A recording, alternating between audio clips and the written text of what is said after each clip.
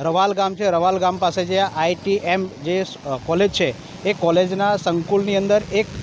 ગાયના વાછરડાનું જે માથું મળ્યું હતું એને લઈને કુશંકાઓ થતી હતી કે આ વાછરડાનું માથું કપાયેલી સ્થિતિમાં છે કે શું છે। અને ત્યાં તપાસમાં માહિતી મળી કે જે ગાયના વાછરડાનું માથું હતું એ મૃત થયા પછી આજુબાજુ જે ગૌ પશુપાલક રહે છે એના દ્વારા જે વાછરડું મૃત થાય છે, મૃત થયા પછી ત્યાં ત્યજી દેવામાં આવે છે। એ ત્યજી દીધેલું વાછરડાનું જે